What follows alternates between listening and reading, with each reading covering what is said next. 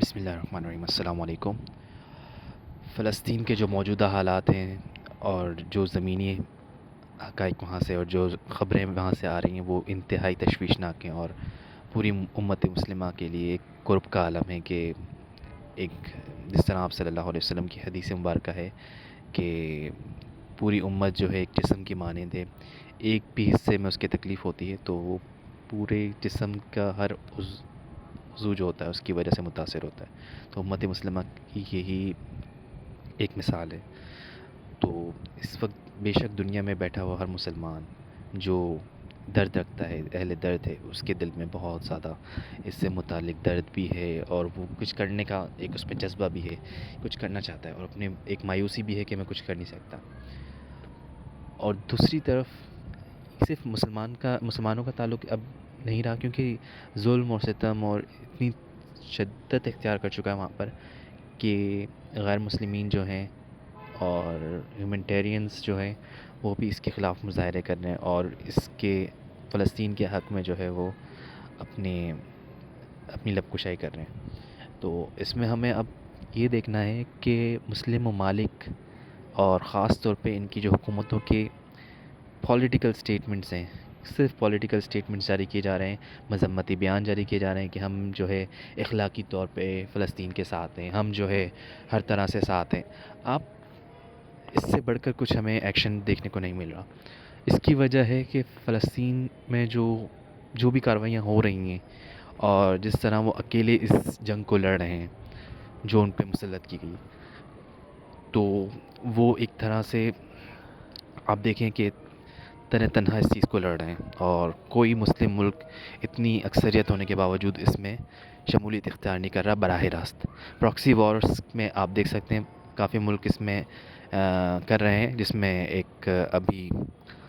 یمن کا ایک نیم آیا جنہوں نے براہ راست اس میں شامل ہونے کا کہا ہے، لیکن وہ تھوڑا وہ بھی پراکسی کی طرف ہی جائے گا، کیونکہ براہ راست وہ بھی اٹیک نہیں کر سکتے اس طرح۔ تو اب صورتحال کچھ اس طرح کی ہے کہ مسلم ممالک کو کس طرح اس جو عظیم زمین ہے، عظیم سرزمین، اس کے لیے کس طرح موبلائز کیا جائے، کس طرح ان کو کہا جائے کہ آپ جو ہے اس جنگ میں شامل ہوں، تو یہ بہت ضروری ہے۔ اب اس میں مختلف پلیٹ فارمز ہیں، ہر ملک کے اندر انفلوئنشلس کے الگ الگ طریقے ہیں، کسی کے ہاں کچھ طریقہ ہے، کسی میں کچھ ہے، کہیں سوشل میڈیا زیادہ ایکٹیو ہے۔ تو ہمیں اپنے طور پہ ہر ملک کو دیکھنا ہے۔ ابھی ہم جس کنٹری سے ہیں پاکستان میں بلانگ کرتے ہیں، پاکستان سے بلانگ کرتے ہیں سب یہاں پہ، تو ہمیں سب سے پہلے اپنے کنٹری میں، اپنے ملک میں یہاں سے موبلائز کرنا ہے کہ کس طرح ہم پریشرائز کریں گورنمنٹس کو، اپنی گورنمنٹس کو، not just in Pakistan but all the countries جو کہ مسلم کنٹریز ہیں، ان کو اس چیز پہ پریشرائز کرنا کہ وہ اس کا پارٹ بنے، کیونکہ آپ دیکھیں خاموش رہنے سے تو کچھ نہیں ہوگا۔ آپ بیان تک تو ان کے خلاف دے نہیں سکتے اس طرح کے، نہ بیان اتنے سخت جاری ہوتے ہیں، نہ جو ہے کوئی ایکشن لیا جاتا ہے تو شے تو ملے گی اس کو۔ اور اس کے برعکس ہم دیکھیں امریکہ کی سپورٹ جو اسرائیل کے ساتھ ہے وہ کتنی زیادہ ڈائریکٹ ہے، اور ہم اس چیز سے اتنا کتراتے ہیں۔ ایک چیز بہت واضح ہو گئی ان حملوں کے بعد اور جو بھی یہ کارروائیاں ہوئی ہیں، کہ اسرائیل کو جس طرح کا سپر پاور تو نہیں، سوری، ایک پاورفل کنٹری کا کہا جاتا ہے کہ بہت طاقت ہے، بہت ایک وہ ہے، تو وہ جو ایک ایک کیا کہیں گے مفروضہ تھا، وہ ہمیں ٹوٹتا ہوا نظر آتا ہے کہ اسرائیل اتنا پاورفل ہے نہیں جتنا اس کو دکھایا جاتا ہے۔ اس کے سیاسی مقاصد ہیں، کیونکہ اگر آپ جیوگرافیکل لوکیشن دیکھیں گے اسرائیل کی، ویسے تو اسرائیل ایگزسٹ کرتا نہیں کیونکہ وجود ہی جو ہے خود ایک قابض وجود ہے، لیکن پھر بھی اگر ہم اس کو پولیٹیکلی دیکھیں تو اس کا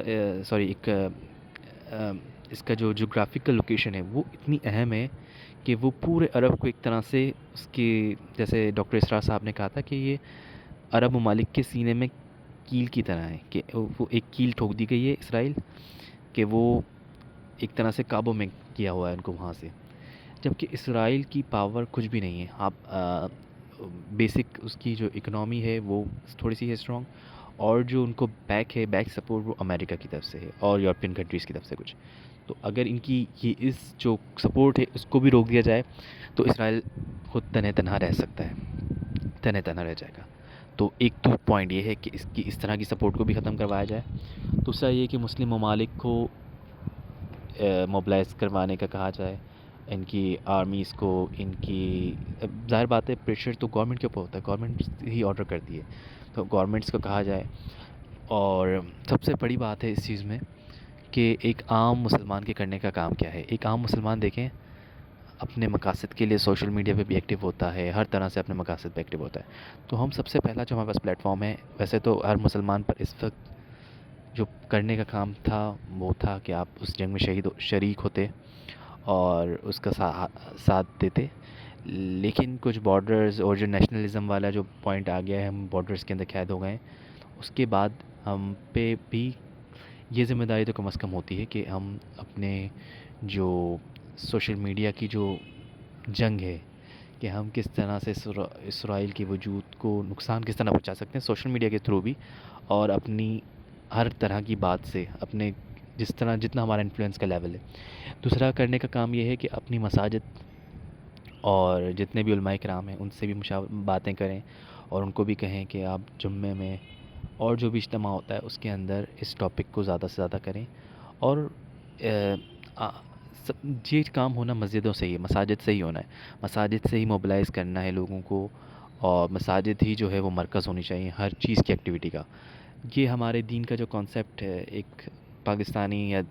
جو اوورال چل رہا ہے یہاں پہ کہ مسجد کو سیاست سے دور رکھا جائے، مسجد کا معاملہ الگ ہے اور